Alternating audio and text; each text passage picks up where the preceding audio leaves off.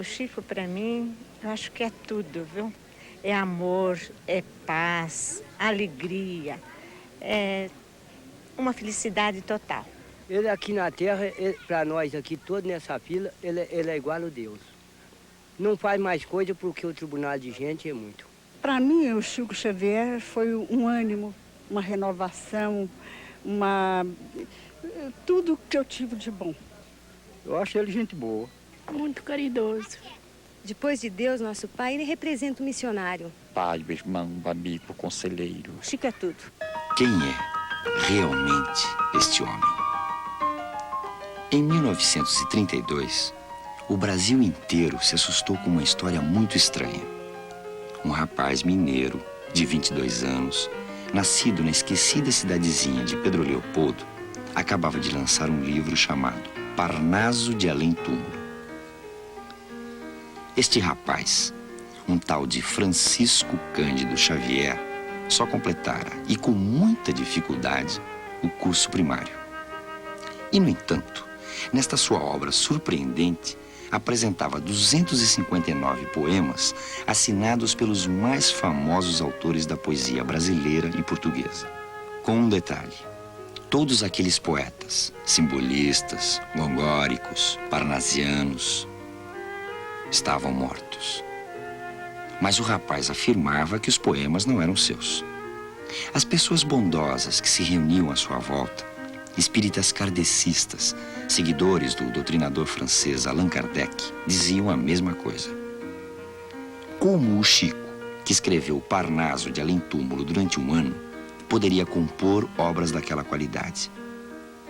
Mesmo que ele fosse uma inteligência raríssima, imensurável, não teria a cultura suficiente para imitar, com perfeição absoluta, poetas como Castro Alves, Olavo Bilac, Augusto dos Anjos, Guerra Junqueiro, Arthur Azevedo.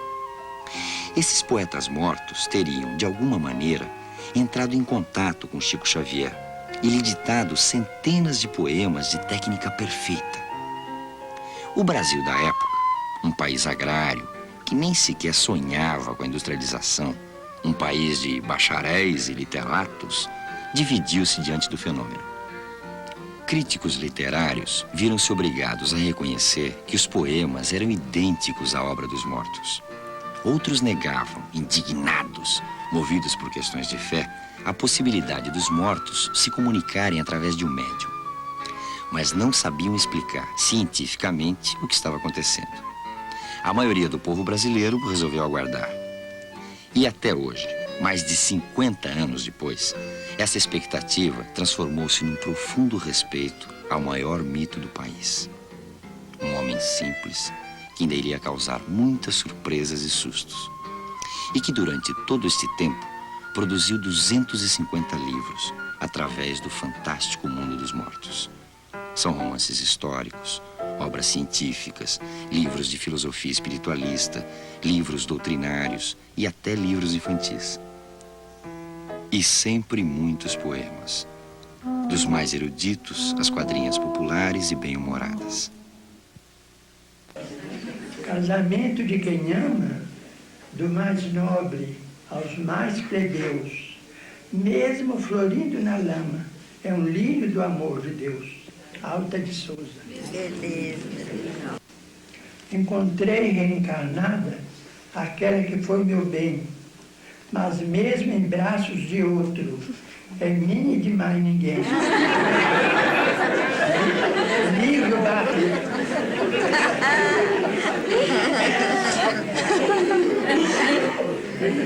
A ter de casar no mundo, na afeição assim como é, prefiro ter catapora, sarampo e bicho de pé. Sebastião das Queimadas.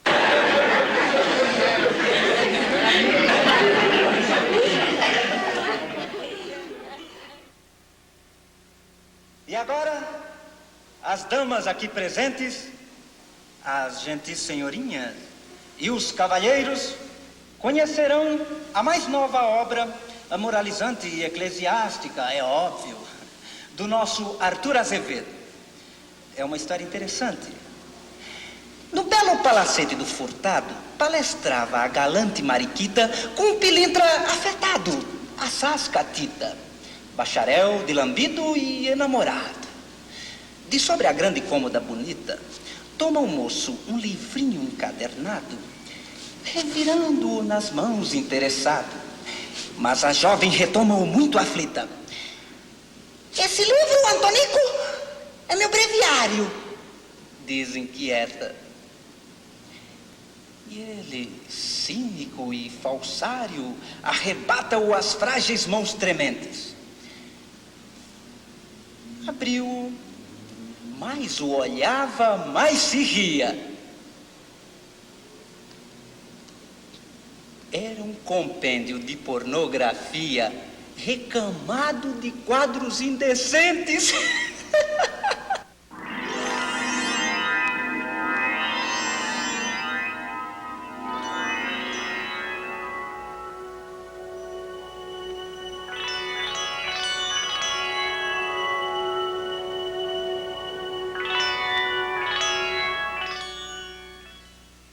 O Parnaso de Além Túmulo tem um aspecto paranormal no que tange a diferença entre a cultura do médium que o produziu, especialmente na época em que foi produzida, que ele ainda era muito jovem, e o alcance intelectual de algumas ou de várias poesias que foram psicografadas por ele.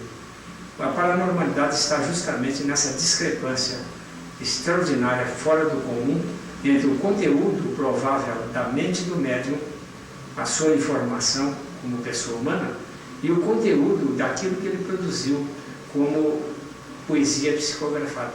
A paranormalidade está exatamente nessa discrepância, nessa tremenda diferença. Nascemos na mesma época, no mesmo ano, moramos na mesma rua. A primeira mensagem psicografada foi a 8 de julho de 1927. E para que ela se tornasse um livro que tenho até aqui presente, o Parnaso de Além Túmulo, demorou ainda 5 anos. Ele era um rapaz, um menino diferente dos outros meninos todos. Ele não brincava com outras crianças, né? Só se via, ele gostava só de ajudar o pai dele a trabalhar. Bom, naquela época a gente não tinha, assim, que ele fosse alguma coisa diferente, não, né? Porque a gente, quando criança, assim, parece que tudo é igual, né?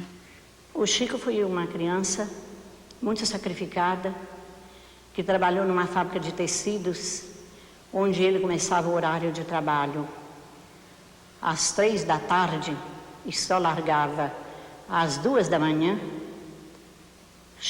serviço que levou até a que provocasse nele uma doença, e ele não teve muito contato com estudos, tanto que, quando ele começou a receber mensagens psicografadas, ele escrevia nomes que ele não conhecia o significado. E para que ele pudesse saber o significado da palavra, se era certa ou errada, ele apelava para o nosso amigo dentista, Maurício Azevedo, que emprestava para ele dicionários onde ele procurava o significado da palavra. E nenhuma possibilidade de outro meio de instrução ele possuía, pois a biblioteca possível de encontrar era em Belo Horizonte. Naquela época ele já dava sinal de alguma coisa, porque a minha mãe contava que o dinheiro que ele ganhava, ele não gastava. Ele, naquela ponte que tem no caminho da fábrica, ele chegava lá e jogava o dinheiro dentro da água e pedia à mãe dele que viesse buscá-lo. Ele era de família muito católica. E ele foi muito católico quando criancinha, muito devoto à mãe, ensinou muito o filho a rezar, a pedir a Deus, a Jesus, a Mãe Santíssima. Então, ele se apelava muito para essas entidades poderosas que o ajudavam. Ele não podia saber o fenômeno que se passava com ele, porque quando criança, com 5 anos, logo após a morte da mãe dele, ele ficou entregue aos cuidados de uma senhora que era madrinha dele. E nesse tempo, ele conseguia ver que ele rezava, pedia, como a mãe ensinava, E ele conseguia ver a mãe, mas como a mãe havia prometido a ele que não chorasse, porque ela viria, voltava para buscá-lo, que ela ia fazer uma viagem e que voltaria para buscá-lo, ele tinha fé naquilo, confiava na mãe e esperava pela mãe. Assim é que ele via a mãe e não achava que aquilo era nada demais, mas isso proporcionou a ele muitos chamados de atenção por parte da madrinha e dos familiares mais velhos, que achavam que ele estava doido, vamos dizer a palavra mais exata.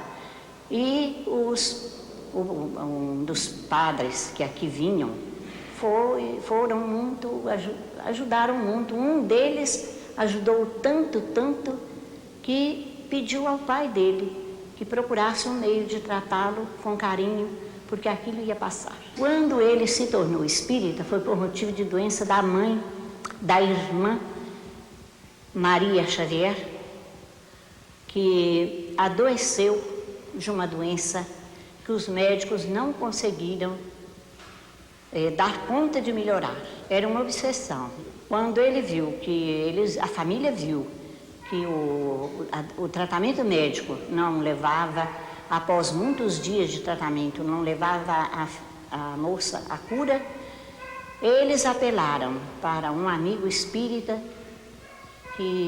conhecido deles, o senhor José Hermínio Perácio, que vieram até aqui, trataram da moça e ficaram vendo aí que o problema da moça era uma obsessão e esse tratamento pôde conseguir a melhora da moça.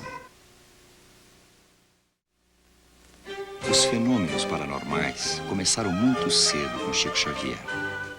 Quando ele tinha 4 anos, assistiu uma conversa entre seu pai e sua mãe a respeito de um nascimento prematuro ocorrido numa casa vizinha. O pai, João Cândido, vendedor de bilhetes de loteria, que teve 15 filhos e 2 casamentos, não conseguia entender o fato. Chico interrompeu. Disse: "O senhor, naturalmente, não está informado com respeito ao caso. O que houve foi um problema de nidação inadequada do ovo, de modo que a criança adquiriu posição ectópica." João Cândido se assustou. "O que é isso, Maria?" falou para a mulher. "Esse menino não é nosso. Trocaram ele na igreja quando a gente estava na confissão." Virou-se para a criança. "O que foi que você disse, menino?" Chico lhe respondeu que uma voz lhe mandara falar aquilo. João Cândido continuaria meio desconfiado pelo resto da vida, mesmo porque as vozes jamais iriam parar de dar informações àquela criança esquisita. As vozes lhe ditavam os trabalhos escolares. A professora não sabia o que dizer, além de elogiar o menino. Os colegas riam dele e certa vez o desafiaram a escrever na lousa sobre um tema muito difícil: areia. Todos estavam convencidos de que Chico copiava de algum livro seus trabalhos de redação. Agora seria desmascarado. O garoto escreveu, então, na frente de todos: "Meus filhos, ninguém escarneça da criação. O grão de areia é quase nada, mas parece uma estrela pequenina refletindo o sol de Deus." A esta altura, Chico sentia-se a ponto de enlouquecer completamente. Além de ouvir vozes, via figuras do outro mundo dentro da igreja de Matozinhos, que ele frequentava quase todo dia. Eram seres angelicais que transformavam as hóstias da comunhão em flores luminosas. Essas figuras belíssimas, em cenários de luz irradiada, envolviam grupos de católicos da cidade que haviam morrido há muito tempo, mas que ainda compareciam invisíveis à missa. Invisíveis para todos, menos para Chico. Deslumbrado e assustado com o que via, Chico se confessava e recebia pesadas penitências do padre Sebastião Scarzelli, como rezar 1000 ave-marias para deixar de ser mentiroso. Ninguém o ajudava. João Cândido, o pai, tinha problemas mais graves para resolver. Estava viúvo. A mãe de Chico, Dona Maria João de Deus, morreu deixando 9 filhos.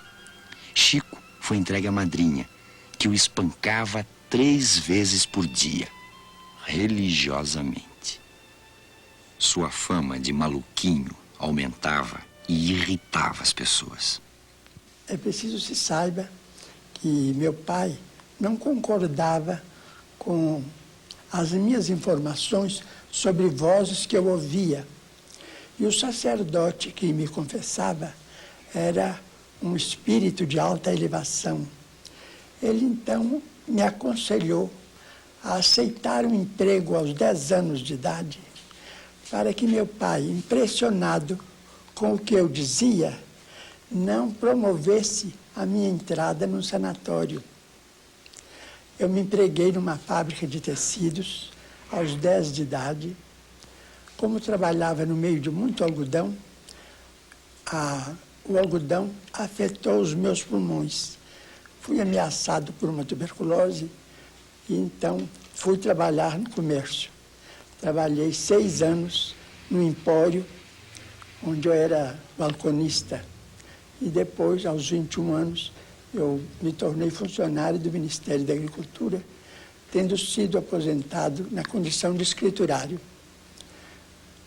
Recebo razoavelmente por mês vencimentos ou proventos que, para mim, que não me casei, dão perfeitamente para que eu viva mais ou menos tranquilo, sem desperdício, sem luxo. Mas me sinto muito feliz, porque ao que me parece, e eu sinto que isso é verdade, a mim, que me reconheço em total desvalia, a mim que não tenho coisa alguma para distribuir, desde que eu não posso distribuir empregos, não distribuo influência, não distribuo dinheiro, eu não tenho recursos para captar a simpatia de ninguém. E recebo da vida uma felicidade muito grande, porque eu me sinto com os melhores amigos do mundo. Acredito perfeitamente na amizade, porque nada tendo para dar, eu tudo recebo de tanta gente que eu não posso desapontar essa gente boa e dizer que eu sou uma pessoa que sofra, porque minhas doenças são naturais depois dos 70 janeiros de idade. São doenças de coronárias e muita gente aos 60 anos já tem as coronárias comprometidas, de modo que eu não sou um doente especial. Sou um doente que vivo com muita naturalidade dentro das instruções dos cardiologistas deste mundo e do outro, que as duas medicinas me ajudam muito.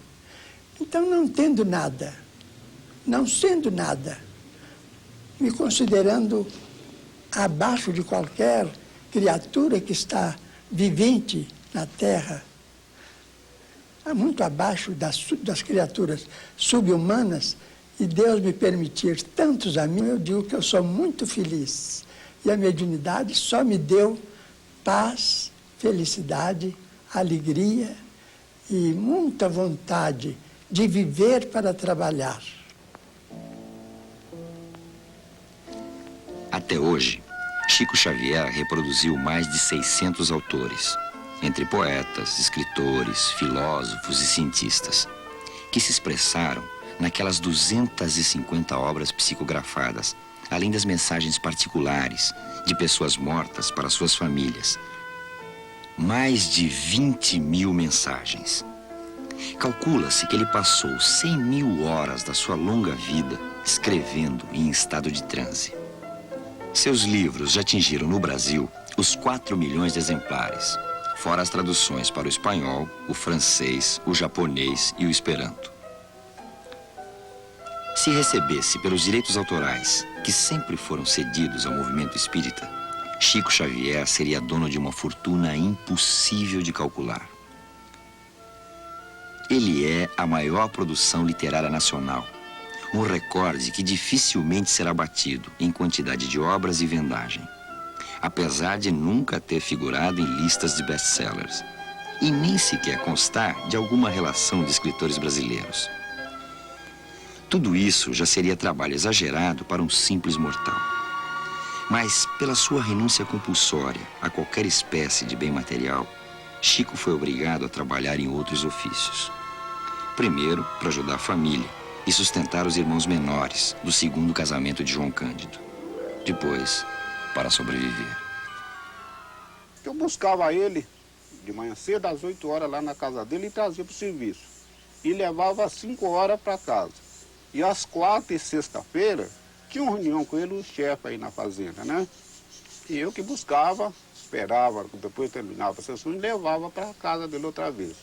Eu conheci o Chico Xavier quando ele foi contratado para trabalhar nessa repartição, e ele fazia o controle leiteiro aos domingos ali no estábulo. Então, eu era o pesador do leite, e então eu tive contato com ele através de nossas conversas, quando ele apontava os quilos de leite que era ordenhado das vacas. Daí, então, nós adquirimos uma amizade que daí veio até os 30 anos de serviço nessa repartição, quando eu me aposentei. Teve uma tarde que eu levando ele para casa e ele ia atravessando uma cobra assim na estrada. Eu parei o animal e quis matar a cobra, ele não quis deixar. E pediu, não mata não, deixa a coitadinha da cobra embora, coitadinha, não tem culpa. Aí eu atendi o pedido dele, que era muito boa pessoa, muito meu amigo, até hoje somos. Fui, deixei, montei na charrete, toquei o animal com a charrete com ele para casa e levei ele para casa dele. Então ele com seus sapatos amarrados, sempre de paletó, com aquela conversa tão meiga, ele vinha. E quando passava aqui, ele tinha vontade de pegar no sino, porque ele adorava esse sino. Ele que era o nosso lenitivo, ele que nos orientava, que nos aconselhava. Aquela vida dura de servidor público. Eu me lembro até de uma passagem muito interessante com o Chico Xavier, que eram 5 ordenhadores, 5 que tiravam o leite, né? E o diretor dava, assim, de presente, meu compadre, 1 quilo de manteiga para quem tirasse mais leite. E então, eles me procuravam, porque eu era o pesador, para me ajudar, os vaqueiros. Eram 5 vaqueiros, você lembra? Era o seu tio, João, Paulo Gonçalves, Vicente Moreira, Zé Inácio, já uns 3 já mortos, né, compadre? Não existe entre nós mais. E então, eu ordenhava. E então, na hora de eu pesar, de eu pôr o leite na balança, eu puxava a balança um pouquinho, porque o ordenhador me pedia, você podia me dar uma ajuda e tal, para mim ganhar o prêmio esse mesmo, então eu puxava. E ele descobriu o Chico Xavier. Então ele falou comigo, não faça isso, meu filho. Você pode fazer, mas faz com todos 5. Esse mês você faz com um, mês que vem você faz com outro, mas não faz isso para um só. Nós erramos muitas vezes e devemos dar graças à providência divina de encontrarmos amigos que nos advirtam ou que possam até mesmo nos repreender para que cheguemos a um conhecimento mais seguro acerca de nós mesmos. Acreditava que Chico, pelo espírito de bondade que ele tinha, se desse nele um tapa na cara, ele dava o outro lado para receber uma outra bofetada, porque ele não reagia com ninguém. Podia maltratá-lo, ele era aquela pessoa boa, aquela pessoa sem receber qualquer ofensa. Era uma pessoa completamente diferente. Era um ser humano diferente de todos que eu já conheci até hoje nessa idade que eu estou.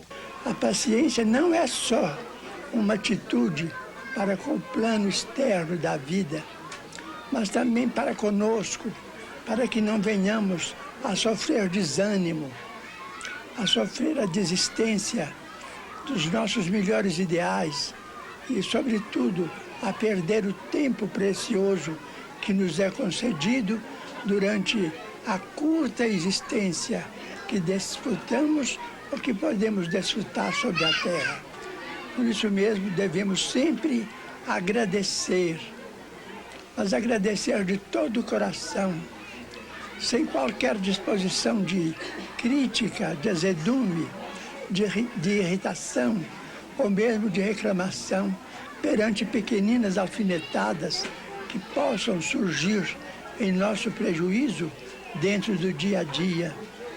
Tenhamos a mente e o coração voltados para o rio das bênçãos divinas que corre ao pé de nossas vidas, bastando que nos inclinemos um pouco para recolher a bondade de Deus de mil modos em nosso favor, e nós encontraremos mais paciência. No dia a dia, nós somos convidados a exercitar a paciência.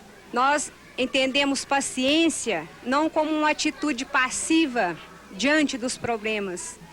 Nós entendemos paciência é o saber entender as dificuldades nossas e do nosso próximo. Então o porteiro novamente gritou colérico: não, vocês vêm aqui nos trazer muita confusão.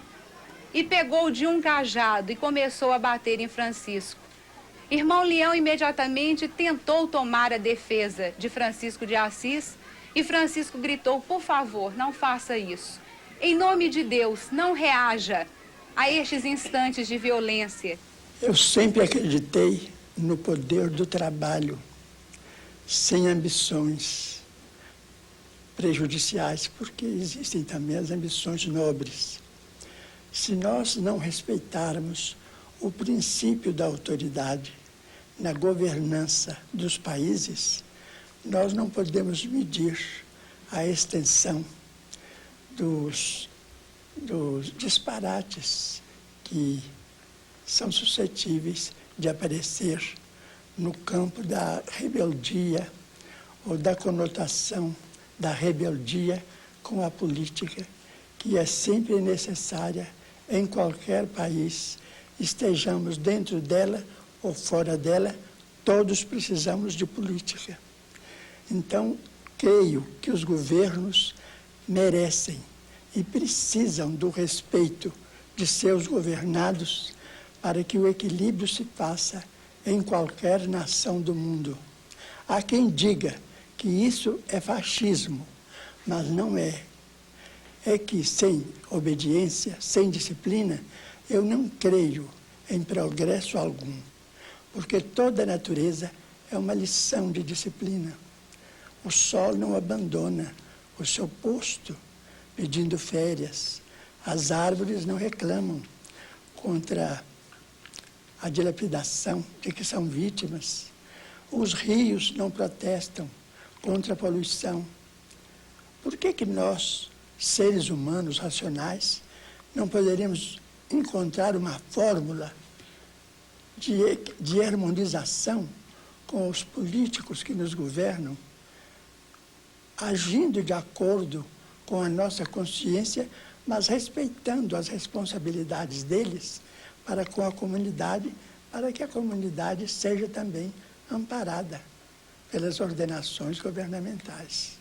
Realismo mágico. Este é o termo que pode definir a atmosfera, os movimentos e os fatos que envolvem o médium. Por exemplo, não é o Chico que tem falado aqui, é Emmanuel. Emmanuel, o espírito guia. Amigo de muitas encarnações, que teria sido o senador romano Públio Lentulus. Os espíritas estão certos disso. E o próprio Chico admite que reproduz automaticamente a inspiração desse espírito superior, de alta hierarquia no mundo dos invisíveis. É o que o nosso Emmanuel nos inspira, nos recomenda dizer. Esperamos que Deus nos ajude para que estejamos com a paciência, tanto quanto a paciência de Deus está permanentemente conosco. Nas recordações de Chico Xavier, o primeiro encontro com Emmanuel, quando o médium completou 21 anos, é uma página digna da mitologia grega. Todos os ingredientes estavam reunidos. Uma paisagem belíssima, a do açude da cidade de Pedro Leopoldo, de águas ainda límpidas na época. Um momento de concentração, pois era ali que Chico se reunia com pessoas modestas da cidade para rezar aos domingos. E o milagre da visão do espírito, vestido em trajes sacerdotais e mostrando um semblante venerável. Você está disposto a trabalhar na mediunidade com Jesus? Perguntou Emmanuel a Chico. Sim, se os bons espíritos não me abandonarem. Você não será desamparado, garantiu Emmanuel. Mas para isso, é preciso que você trabalhe, estude e se esforce no bem. E o senhor acha que eu estou em condições de aceitar o compromisso? Perguntou Chico. Perfeitamente. Desde que você procure respeitar os 3 pontos básicos para o serviço. E qual é o primeiro? Quis saber o médium. Disciplina. E o segundo? Disciplina. E o terceiro? Disciplina. Emmanuel, na verdade, estava com ele há muito tempo, protegendo-o como um anjo da guarda. A ele é atribuída a autoria dos textos mais profundos de Chico Xavier.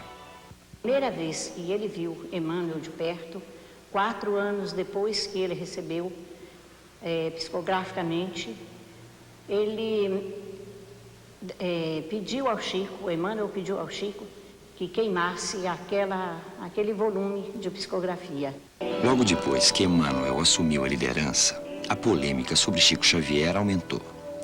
Depois de muitas discussões entre espiritualistas e materialistas sobre o aspecto puramente paranormal de Chico Xavier, as dúvidas permanecem as mesmas. Essas discussões vêm há mais de 50 anos. Todos esbarram num ponto fundamental. Como ele consegue citar, para as famílias que o procuram, nomes de parentes mortos, dos quais ele não poderia ter conhecimento? Como ele consegue reproduzir obras de mortos geniais? Alguns que não admitem o espiritismo tentam explicá-lo assim. Chico Xavier tem o dom de ler o consciente, o subconsciente e até o inconsciente das pessoas. No mais, ele é um gênio da imitação. Uma posição equilibrada, no entanto, levará à conclusão de que imitação tem limite, mesmo para gênios. E afirmar que ele lê tão profundamente a complexa intimidade dos seres humanos é dar-lhe um poder maior do que ele próprio admite possuir.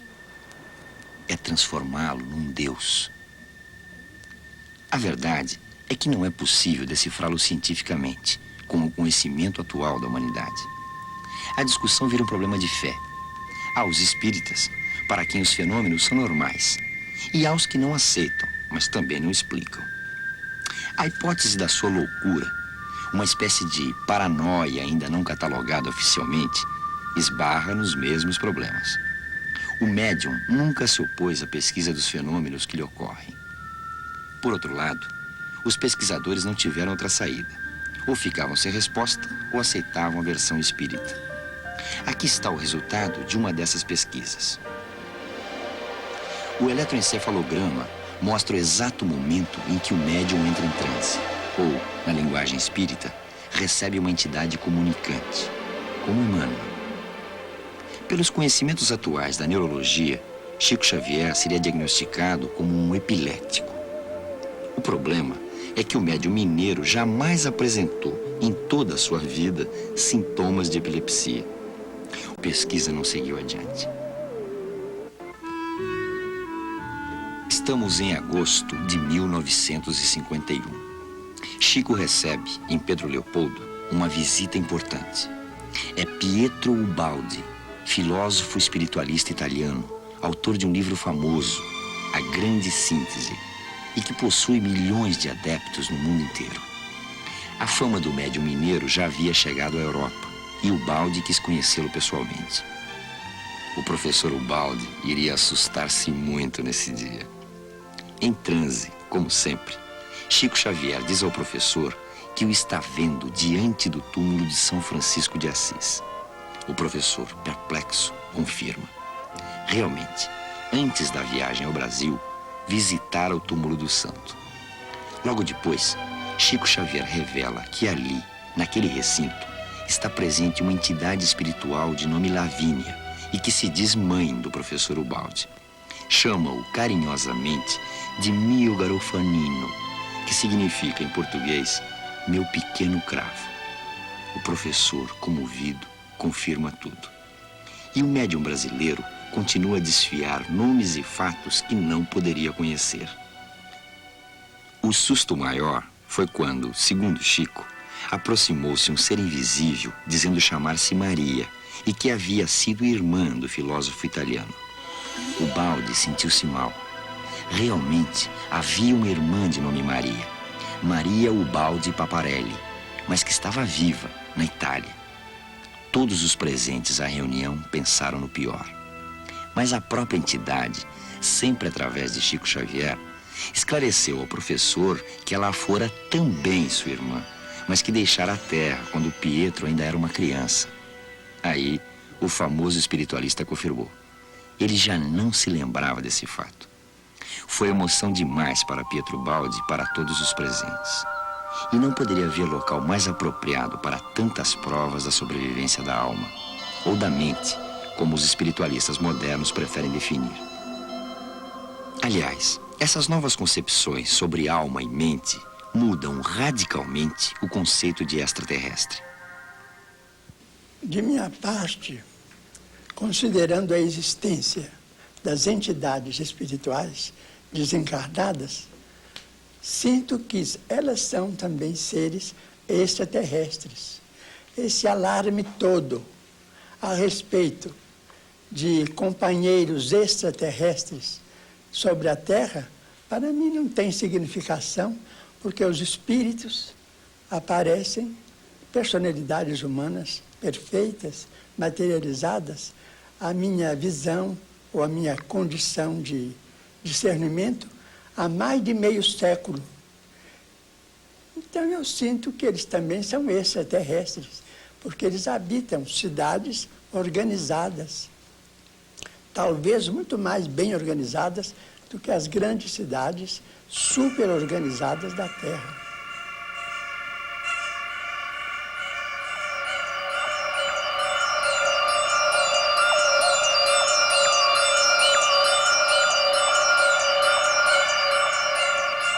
Chico Xavier passou toda a sua vida convencendo os céticos e materialistas que a aventura da vida não termina com a morte do corpo.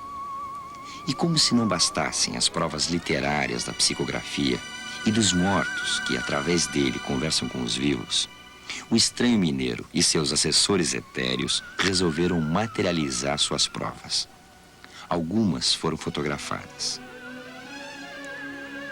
Esta mulher chama-se Ana e foi materializada em Pedro Leopoldo em 1954, numa das sessões dirigidas por Chico. Esta e outras fotos estão no livro Materializações Luminosas, escrito por um delegado de polícia, Rafael Américo Ranieri. O médium que está fornecendo o ectoplasma, substância sutil que molda a figura do espírito, foi o mais completo médium de efeitos que já surgiu no Brasil. Um homem modesto, chamado Francisco Lins Peixoto, o Peixotinho. A materialização, o espírito se condensa, ele adquire uma condensação, de modo que ele apareça, é ele mesmo, diretamente. Agora, usa o material que é do médium e uma parte dos assistentes, é o que se chama de ectoplasma. O ectoplasma é a matéria que todos nós temos, e o médium tem maior quantidade. Então o espírito se apropria dessa matéria e forma o seu organismo e vem conversar com a gente. No caso do Peixotinho, por exemplo, os espíritos apareciam iluminados. Iluminavam um salão de 25 metros quadrados, escuro, ficava com completa claridade. Desde que surgiu, no século passado, na França, o espiritismo é violentado por grupos de charlatães ilusionistas que se aproveitam da possibilidade dos fenômenos para ganhar dinheiro. Mas destas fotos, nenhum espírita duvida. Simplesmente porque foram atestadas por Chico Xavier em pessoa, de próprio punho e assinando embaixo. Os estudiosos do fenômeno chamam a atenção para os detalhes da formação destes corpos fantásticos, como a cabeça de um espírito conhecido apenas como Pinheiros. No começo da materialização, a cabeça de Pinheiros está do tamanho de uma cabeça de bebê, porém com os traços de adulto que ele tinha em vida, na época em que se despediu deste planeta. Por pouco tempo, uns 3 anos, eu conversei com o Chico, da possibilidade de ele realizar alguns trabalhos de materialização, porque ele não quer aparecer nesse campo, porque Emmanuel proibiu o Chico de realizar materializações. Mas eu tenho certeza que ele contribuía com uma quantidade grande de ectoplasma, além da assistência espiritual de que ele dispõe. E pode ajudar. Agora, os assistentes também cooperam com a parte do ectoplasma. O Chico tem várias mediunidades. Ou por outra, a mediunidade dele é muito polimorfa. Ele, naturalmente, a mediunidade mais acentuada dele é a de psicografia.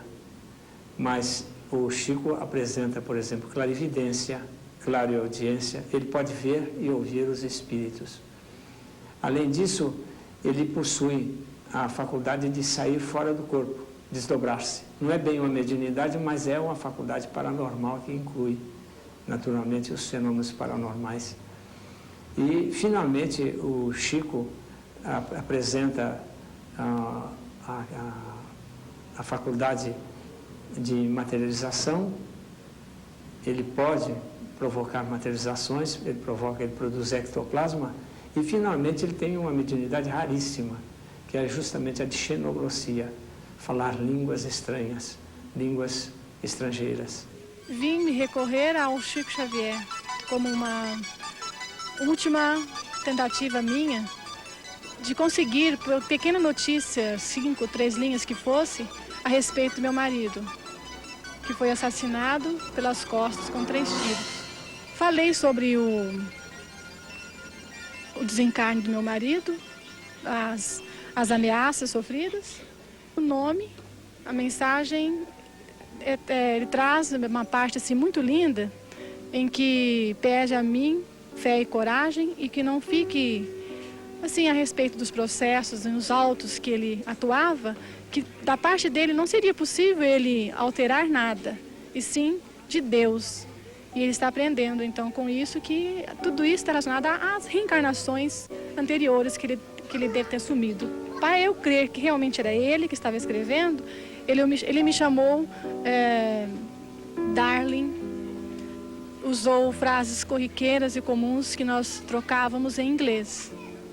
Nós usávamos o inglês normalmente assim em pequenos recados. Que nossa vida foi levada assim a fazer uso dessa linguagem, para que pessoas, então, assim, que estivessem por perto, não viessem a saber, né? Frases naturais e íntimas. E no final da carta assina da maneira que eu o chamava, Lely. Eu sinto ainda muita emoção ao contar, mas eu sinto que eu vou ter de agora em diante coragem, que é o que eu realmente vim encontrar na carta dele. Pedir coragem e mais força para eu viver no meu dia a dia, porque eu não consegui viver até agora. Eu comuniquei ao Chico do falecimento da minha mãe. No dia mesmo eu recebi simplesmente uma pequena mensagem dizendo que ela se encontrava em refazimento espiritual, que precisava de muitas preces, e através das nossas preces diariamente, eu especialmente, e da minha esposa, tentamos fazer o melhor possível. Daí depois, no dia 22 não lembro bem a data, 6 meses depois, nós recebemos a primeira mensagem psicografada em italiano. Coisa inédita que Chico até então nunca tinha psicografado em italiano. Então ele nos dizia que se encontrava sob orientação espiritual, estava sendo ajudada espiritualmente, que estava muito ligada a nós, especialmente ao meu pai, a minha irmã, que eu tenho uma irmã que se encontra na Suíça. Então, a primeira mensagem que eu recebi, observei um fato assim estranho no modo do Chico segurar o lápis. Porque todas as mensagens que ele estava psicografando, ele tinha uma posição. Quando veio a mensagem da minha mãe, observei que ele segurou o lápis com o dedo indicador eu médio. E o lápis estava inclinado. E eu senti uma vibração dentro de mim, estava afastado, e de fato era a mensagem da minha mãe. Esse é um dos cartões postais, onde tem a assinatura dela, e essa seria uma das mensagens que coincide com a assinatura dela. E mesmo assim, as palavras assim, que ela dizia para nós, tem muita coisa na mensagem que dá a entender claramente que são as próprias palavras delas nas cartas que ela dizia para mim. Arilene Aron recebe mensagens em inglês, Hortêncio Saulo em italiano, e a família israelita Muscat recebe em hebraico, misturado ao português. Baruch Daim Emes escreveu esse rapaz, Roberto Muscat, entre dezenas de outras expressões em hebraico. Baruch Daim Emes significa abençoado seja o juiz da verdade.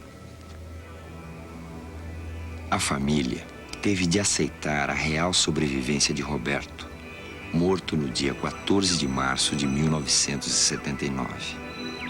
A família está certa de que ele habita um novo plano mental, um outro estágio do seu desenvolvimento como ser racional, inteligente. Mas onde estão esses mundos distantes, para onde todos nós iremos um dia, segundo Chico Xavier? Na sua vastíssima obra psicográfica, há um livro chamado Evolução em Dois Mundos, que Chico escreveu em dobradinha com outro médium psicógrafo, o médico Valdo Vieira. O livro descreve, numa linguagem essencialmente científica e complexa na maioria das suas páginas, a relação entre o mundo físico que habitamos e o mundo espiritual, para onde iremos um dia. E esse livro, cuja autoria foi atribuída ao espírito André Luiz, traz muitas respostas a certas indagações existenciais dos seres humanos. Para onde iremos? O livro esclarece. Para idearmos, de algum modo, a grandeza inconcebível da criação, comparemos a nossa galáxia a uma grande cidade, perdida entre incontáveis grandes cidades de um país cuja extensão não conseguimos prever. Tomando o Sol e os mundos, nossos vizinhos, como apartamentos do nosso edifício, reconheceremos que em derredor repontam outros edifícios em todas as direções. Assestando instrumentos de longo alcance da nossa sala de estudo, perceberemos que a nossa casa não é a mais humilde, mas que inúmeras outras lhe superam as expressões de magnitude e beleza. Aprendemos que, além da nossa edificação, salientam-se palácios e arranha-céus como Betelgeuse, no distrito de Órion, Canopus, na região do navio, Arcturus, no conjunto do Boieiro, Antares, no centro de Escorpião, e outras muitas residências senhoriais, imponentes e belas, exibindo uma glória perante a qual todos os nossos valores se apagariam. Por processos ópticos, verificamos que a nossa cidade apresenta uma forma espiralada e que a onda de rádio, avançando com a velocidade da luz, gasta 1000 séculos terrenos para percorrer-lhe o diâmetro. Nela, surpreenderemos milhões de lares, nas mais diversas dimensões e feitios. Instituídos de há muito, recém-organizados, envelhecidos ou em vias de instalação, nos quais a vida e a experiência enxameiam vitoriosas. Também na área científica, o suave mineiro de curso primário teria muita coisa a revelar. A poesia de Chico Xavier contém algumas antecipações, não técnicas no sentido lato da palavra, mas antecipações em que se veem claramente proposições da física moderna. É um fenômeno paranormal, porque os conteúdos da mente do Chico, em absoluto, não podem, de forma alguma, terem equivalência daqueles conteúdos científicos que aparecem nas suas obras. Eu posso dar um exemplo aqui muito interessante, lendo um trecho de uma poesia psicografada por ele, cujo título é O Homem Célula. Eu vou ler apenas os 4 primeiros versos. Homem, célula ainda escravizada nos turbilhões das lutas cognitivas, egressa do arsenal de forças vivas que chamamos estática do nada. Aqui é muito interessante acentuar que essa poesia foi escrita há muitos anos passados, na mocidade dele, e a física apresenta atualmente, nas suas posições mais recentes, a física das altas energias, estudos sobre a possibilidade da energia do espaço vazio. Aquilo que chamamos de nada contém, segundo a física, um potencial tremendo de energia, uma energia quase infinita. As teorias modernas da eletrodinâmica quântica, e lembrando aqui John Archibald Wheeler, apresenta uma imagem da nossa realidade, a nossa realidade subjacente, como uma grande espuma de mini black holes e mini white holes, espuma quântica, formada por luz praticamente capturada por si própria. E o Chico tem uma expressão, num dos livros dele, também muito interessante. Não é uma poesia, mas é um livro psicografado por ele, em que ele fala que os físicos mais modernos irão descobrir que a matéria não é nada mais, nada menos do que luz coagulada. De maneira que o Chico, nas suas psicografias, antecipa bastante, antecipa muito aquilo que a física vem descobrindo, vem trazendo a lume e mostrando como possibilidades futuras. Estática do nada, a energia tirada do vácuo. Francisco Cândido Xavier faz, de vez em quando, revelações ligadas a personalidades internacionais. Uma das mais conhecidas é a revelação, feita em 1936 e envolvendo uma das notícias de maior repercussão do século. O sequestro do bebê Lindbergh, filho do primeiro aviador a cruzar o Atlântico, o norte-americano Charles Lindbergh. O menino sumiu da residência do casal Lindbergh em 1932 e o mundo inteiro se preocupou. O sequestrador exigia $100 mil para devolver a criança. Mas as negociações não deram certo e dias depois, o corpo de um bebê foi encontrado morto e identificado como o filho de Lindbergh. A polícia e a opinião pública, revoltadas, logo encontraram um acusado. O carpinteiro alemão Bruno Hauptmann, que negou sua culpa até o momento de ser executado na cadeira elétrica em abril de 1936. No livro Palavras do Infinito, psicografando o escritor Humberto de Campos, Chico Xavier afirmava que Bruno Hauptmann era inocente. Quase meio século depois, em 1981, surgia esse homem, Kenneth Kevin, afirmando ser o filho de Lindbergh e exigindo reconhecimento público. Foi instalado um processo judicial contra o estado de Nova Jersey. Afinal, Chico tinha razão. Tragédias pessoais, superpopulação, guerra nuclear. A todos os povos do mundo, Chico Xavier tem alguma coisa a revelar.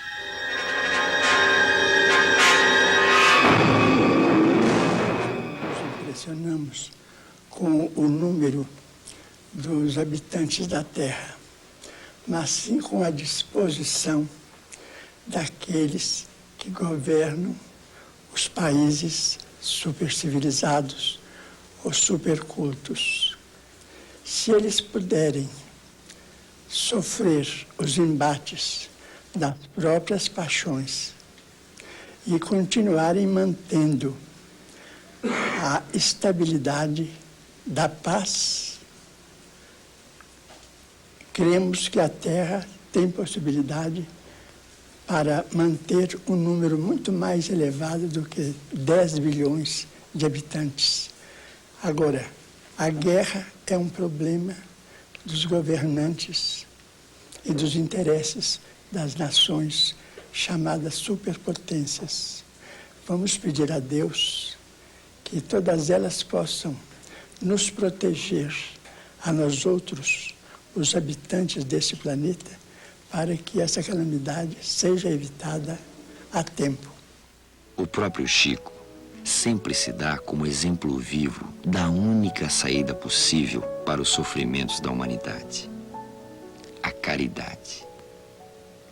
Ele é a caridade em pessoa. Além de todos os direitos dos seus livros doados a entidades beneficentes, além da consolação pessoal às famílias de milhares de mortos, Chico Xavier distribui pessoalmente alimentos, brinquedos e até dinheiro a centenas de carentes.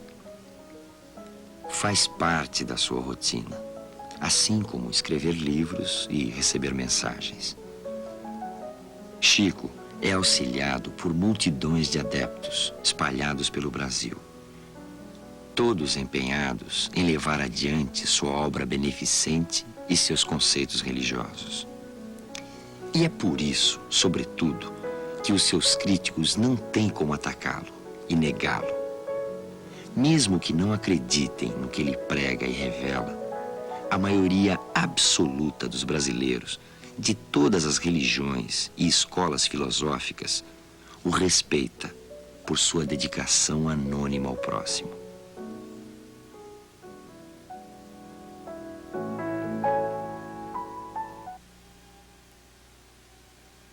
Para nós, a doutrina espírita é a revivescência do cristianismo primitivo. É Jesus que volta ao mundo através da doutrina espírita para consolar, instruir, libertar o homem do seu materialismo, provando a imortalidade da alma através de um fenômeno mundial que nós chamaríamos de um Pentecostes universal pelos processos da mediunidade. É o Consolador prometido pelo Senhor e é para nós a terceira revelação. Creio que a criatura justa e caridosa, a bem dizer, quase que não precisa de um rótulo religioso, porque ela já está em afinidade com as leis universais do bem eterno. Agora, todas as criaturas professando a doutrina espírita, seria uma pretensão muito grande de nós outros, os espíritas, se estivéssemos com essa lembrança infeliz, porque comunidades existem profundamente diversas umas das outras, com rituais, com princípios, até mesmo com dogmas e determinadas ordenações que separam os crentes uns dos outros, uma separação suposta, porque no fim todos chegaremos aos mesmos resultados, que é a vitória do bem. Agora, nós não podemos exigir que um hinduísta, ou que um israelita, ou que um islamita venham a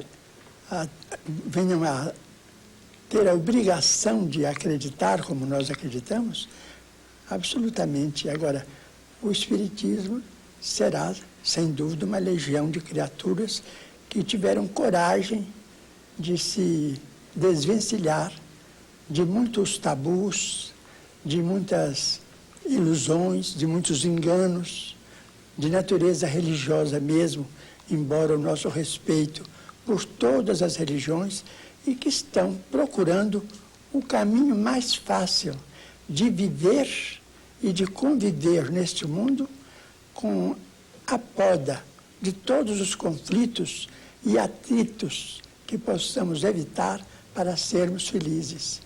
Somos uma minoria muito mini. Eu tenho muita afinidade com Chico Xavier e tenho, assim, muita penetração junto a ele.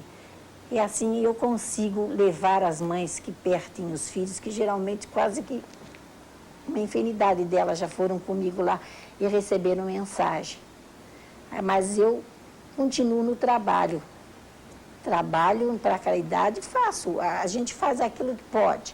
Mas a minha meta Eu sempre digo, a gente era uma família muito feliz. Eu tenho 3 filhas maravilhosas, tenho um marido, tenho uma vida social mais ou menos bem. Sabe, se o Augusto não tivesse partido, eu não estaria nisto. Só voltei a este trabalho, a esta caridade toda, porque foi a perda dele. Esta mulher, Yolanda César, é uma das muitas pessoas ricas que acabaram se dedicando à assistência social após receber uma mensagem através de Chico Xavier. O médium nunca faz distinção entre ricos e pobres, mas lembra sempre que a responsabilidade dos ricos é muito maior e que a aplicação das suas fortunas lhes será cobrada do outro lado da vida. Yolanda recebeu do filho, Augusto, dezenas de mensagens publicadas em vários livros do médium. Augusto acabou se transformando numa espécie de secretário espiritual de Chico Xavier nos recados aos mais jovens. Nesses recados, mais um fenômeno da psicografia. Chico recebe em gíria, como neste trecho. Se você entrou em fria e sacou a jogada, não deixa a cuca fundida, põe atenção uriçada no trabalho e mande a bola pra frente. Se você tomou algum catiripapo, larga aquela bronca, ofereça a maleme ou casca de ferida e fique na sua, mandando aquela brasa. Se você vive na pior, matando o cachorro a grito, não seja menino de mão grande, encare a pedreira com vontade para não se embananar entrando na canória.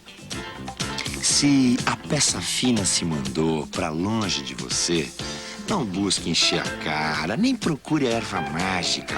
Faça sempre mais força e fature sucesso. Se você caiu na fossa, esqueça perereco e pichações e mostre peito e raça naquela base diferente, dando duro na vida e confiando em Deus. Como Yolanda, a mãe de Augusto, muitos pais e mães acabaram convertidos às ideias espiritualistas. Afinal, eles tiveram a maior de todas as provas. Meu filho faleceu num acidente ferroviário, indo para a faculdade de Mogi das Cruzes, no dia 8 de junho de 1972. Então me aconselharam a ir ao Chico Xavier, embora tenha ido em outros lugares, não tenha tido êxito nenhum. Fui ao Chico Xavier e lá chegando, só em dar a mão ao Chico, eu senti que a coisa estava mudando tudo, sabe? Mudou de repente, assim, em questão de minutos, eu notei que a coisa ia mudar para mim, a vida ia mudar, como de fato mudou. Passei a sentir mais a vida, a interessar mais pela vida, porque até aí eu só pensava em suicídio.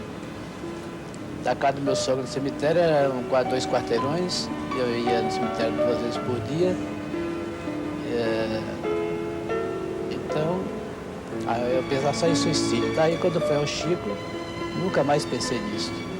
Só pensei só em melhorar e progredir. E comecei a trabalhar.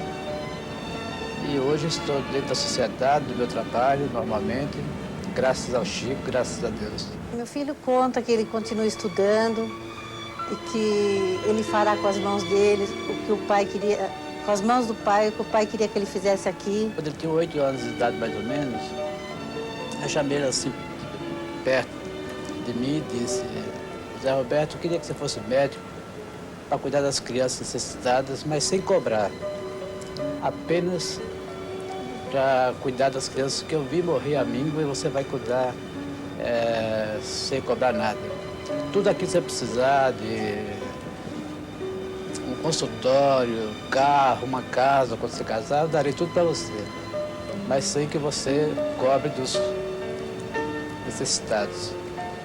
E ele concordou com isso. Mas minha mulher não sabia nada disso, nunca ficou sabendo nada disso. E quando ela trouxe a mensagem de Uberaba, que ela leu esse trecho, aí eu achei que realmente o Chico é autêntico. Tenho aprendido nesse tempo todo que a mensagem é um fator de informação segura para reconforto e condução espiritual da criatura dentro do seu próprio lar ou dentro do seu grupo social. Porque essas mensagens, pelo menos as que acontecem por meu intermédio, elas definem, explicam e simplificam o ensinamento de Jesus Cristo e compreendemos como sendo o maior vulto que já passou e que brilha sobre a terra, ensinando-nos a arte de viver e de conviver. E essas mensagens nos ajudam, de todo modo, a evitarmos as calamidades individuais, como sejam o suicídio, o homicídio, o desânimo, a irritação, o ciúme, a intolerância, a intransigência. São males que nós, às vezes, não recenseamos, mas que nos perturbam profundamente a vida. E essas mensagens nos vacinam contra esses males íntimos. Eu perdi meu filho num acidente de automóvel. Ele estava sozinho no carro dele e o ônibus entrou no carro dele. Ele sofreu um acidente no dia 25 de outubro, ficou na UTI até 12 de novembro, foi o dia que ele desencarnou. Nós não pudemos fazer uma visita para ele, nada, não pudemos conversar com ele. A gente ficou quase louco. Então, quando eu posso, eu sempre vou no Chico. Mesmo que eu não receba uma mensagem, que está sendo um pouco difícil receber mensagem, eu não tenho muita oportunidade lá no Chico. Mas uma notícia que eu tenho, eu já venho feliz para casa. Umas linhas que eu trago, eu já me conformo, já está tudo bem. Eu sabendo que está tudo bem com ele lá, eu já fico feliz. Ele não quis comentar o acidente na mensagem. Ele não quis comentar. E apesar dele ter tido um acidente tão grave, ele diz na mensagem que foram apenas uns arranhões que sararam muito depressa. Que para mim se acalmar, que estava tudo bem com ele. Eu, no começo, fiquei feliz porque eu esperava demais essa mensagem. Para mim, essa mensagem foi tudo. Eu agradeço ao Chico demais, porque essa mensagem me trouxe à volta, porque se não fosse essa mensagem, eu acho que eu já teria morrido. Ele citou a avó, o avô, a minha mãe, que ele chamava, eu sou filha de estrangeiro, ele chamava a minha mãe de Baba. E na mensagem ele chama a minha mãe de Babinha. Foi um gesto carinhoso dele. Eu ainda quero mais outra mensagem, porque é quando eu sinto forças para viver, sabe? Ser minha garota. Ele é tudo, ele representa tudo. Depois de 2 mensagens que a gente recebeu, lindo, sabe? O Chico nem sabia nome, endereço, nada da gente, sabe? Foi um desastre. Perdemos ele em Curitiba. Minha tia saiu de Londrina, veio aqui. Quando chegou, faltava 2 pessoas para ela falar com o Chico, ela desmaiou, tiraram ela. O Chico não sabia nome do meu primo, não sabia dela, nada. Aí a gente se sentiu revoltado, tava aqui, né, você vê, é duro, a gente viaja 1000 e tantos quilômetros para vir até ele. E chegar, a gente imaginava que tinha de dar nome, endereço, isso tudo depende do alto. Se a pessoa estiver preparada, não precisa. Isso vem com o tempo, como diz o Chico. Mas aí a gente ficou, a primeira mensagem nós recebemos essa, que é a segunda. Inclusive nessa mensagem ele cita que a minha prima está grávida, estava grávida de 3 meses, a gente não sabia. Sabe? Ela já tinha feito os tratamentos com o médico, então nem ela mesma sabia. O trabalho de Francisco Cândido Xavier na Terra está dividido em 3 fases. Na primeira, a produção de livros, entre as décadas de 30 e 50. Na segunda, fenômenos de efeito físico, como as materializações, uma fase mais curta. E de 15 anos para cá, o médium tem se dedicado, sobretudo, às mensagens pessoais. E a Associação Médico-Espírita do Estado de São Paulo chegou a elaborar estatísticas dessa terceira fase da missão de Chico Xavier. inúmeras evidências de que o comunicante possui uma personalidade própria. Na pesquisa que foi referida, nós podemos observar que, em 95% dos casos, Chico Xavier não conhecia a entidade comunicante. Nós pudemos também levantar os dados e obter frases, estilos, palavras comprovadas em 40%, 30% e 25% dos casos. Ainda nós tivemos dados interessantíssimos, por exemplo, nós tivemos 52,5% de assinaturas idênticas, 22,5% semelhantes e as outras diferentes. Nós podemos também constatar uma outra evidência bastante importante, reconhecida pela família e pelos familiares. Não houve erro em 100% dos casos. Nós tivemos também outro dado muito interessante apresentado, que nos documentos, cartas, em 43% dos casos, havia frases inteiras, o estilo todo do comunicante. Isso para comprovar que o banco de memória continua o mesmo no espírito comunicante. E isso traz evidências muito profundas e muito interessantes da sobrevivência da alma e que nós entregamos com muito prazer àqueles que desejarem compilar estas pastas junto conosco e conosco estudar.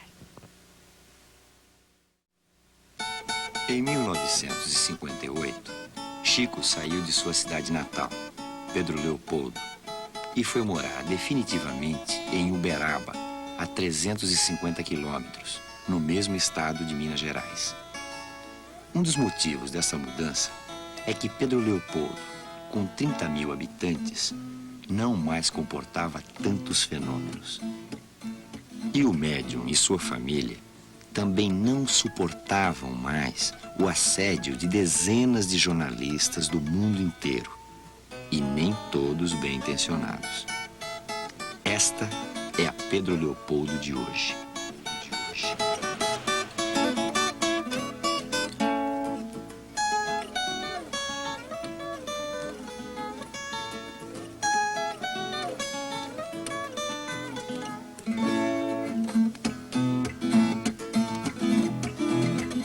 Cidade alegre, preocupada com as novidades dos grandes centros. Um comércio movimentado,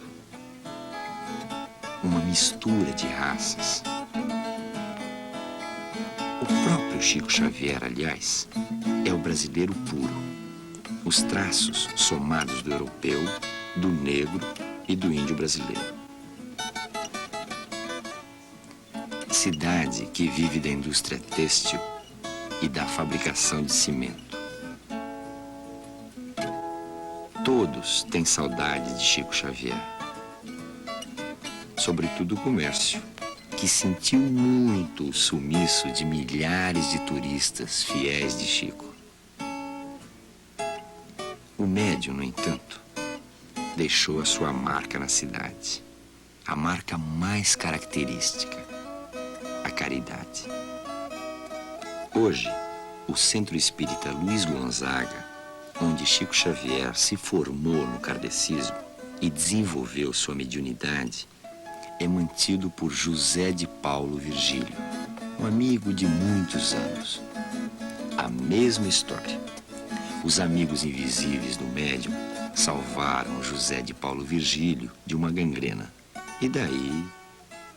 Aí me levaram para o hospital, o médico olhou e falou assim, olha, isso aqui é um caso muito sério de cirurgia, porque partiu o osso e todo o tutano do osso saiu.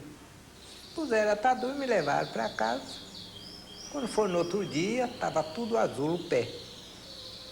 E o médico chegou, olhou outra vez e falou assim, a senhora tem que dar a resposta hoje porque está um assunto perigoso, está em um assunto de engranguena.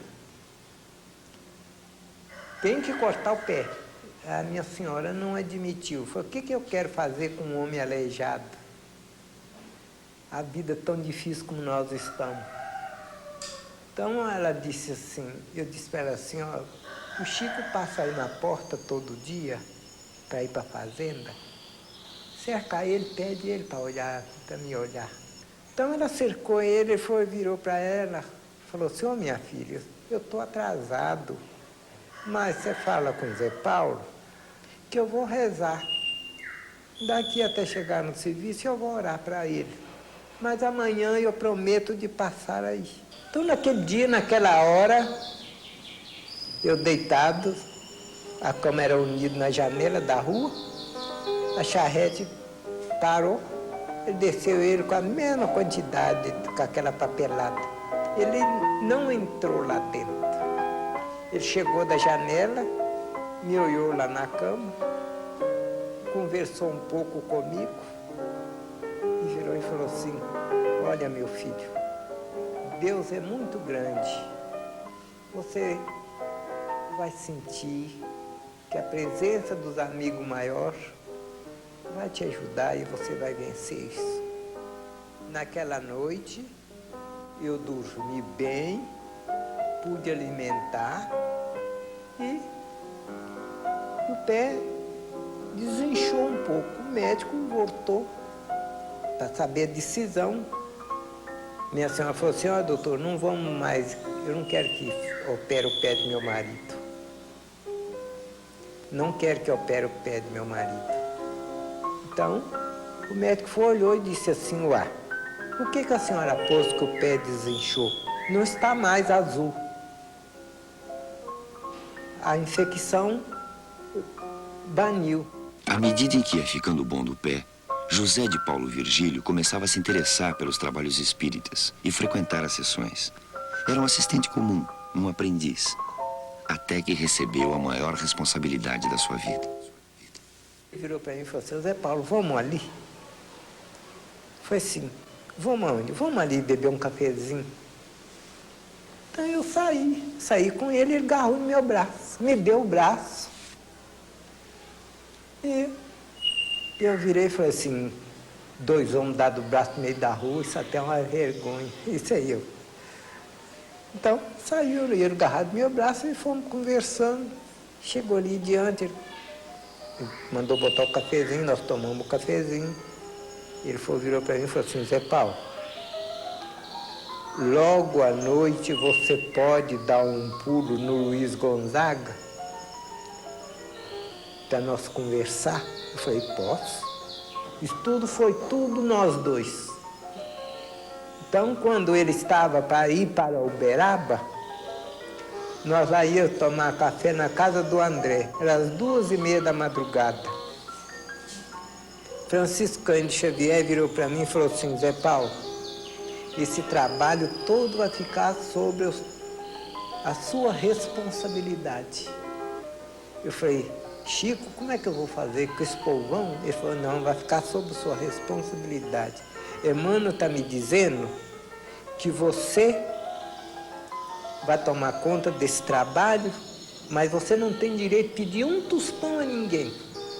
A providência divina de Deus e de Jesus vai pôr tudo nas suas mãos para você distribuir com esse povo. E esse povo é esse que estão aí, é sopa, é tudo, é enxovaizinho, é tudo. Eu já estou com meus 39 anos nessa luta. Há mais de 20 anos, a cidade de Uberaba tem a honra de guardar essa unanimidade nacional. Uberaba, cidade famosa no Brasil pela sua criação de zebu, possui 200 mil habitantes e uma infraestrutura suficiente para receber todos os que procuram um médium. São milhares de pessoas que viajam, às vezes milhares de quilômetros, sempre à espera de uma mensagem de um morto querido, ou de, pelo menos, uma palavra de consolo.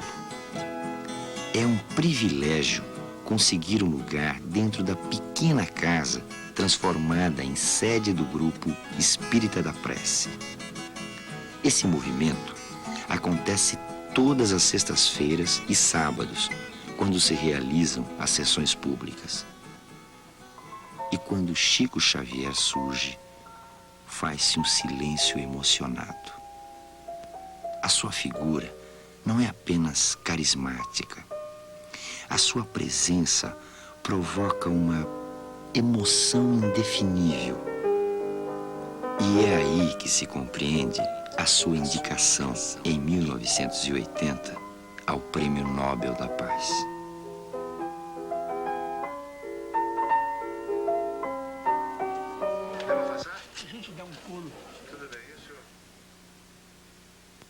Tiago, iniciada as nossas tarefas da noite, rogando a Jesus que nos envolva em tua paz, hoje e sempre.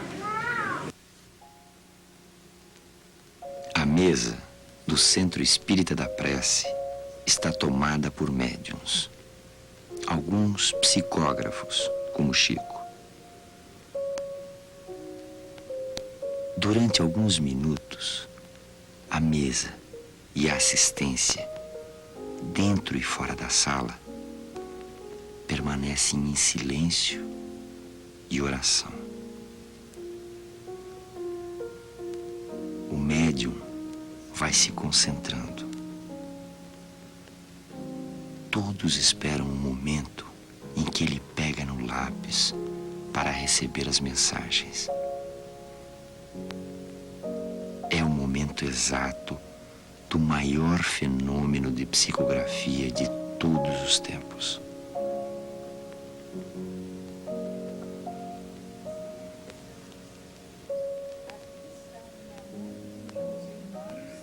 Pelos laços do Espírito, pois todo aquele que faz a vontade de meu Pai, que está nos céus, é meu irmão, minha irmã e minha mãe. De O Livro dos Espíritos, página 330. Limite do trabalho, repouso. A pergunta 682. Sendo uma necessidade para todo aquele que trabalha, o repouso não é também uma lei da natureza? Sem dúvida. O repouso serve para a reparação das forças do corpo e também é necessário para dar um pouco mais de liberdade à inteligência, a fim de que se eleve acima da matéria. E assim, amados irmãos, iniciando as nossas tarefas da noite,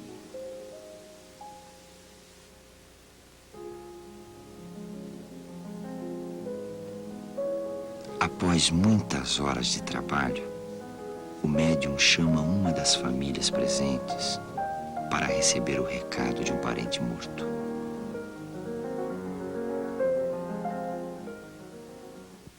Algo desorientados, indagando por quê, a luta tem sido grande para enxugar-lhes o pranto e venho pedir-lhes coragem e fé em Deus.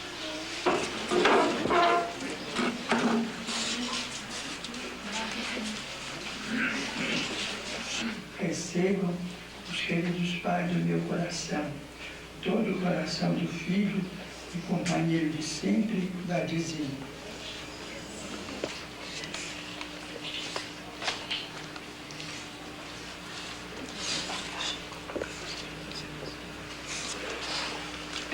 Chico, Deus do Pai, e as minhas orações, Deus sempre conosco.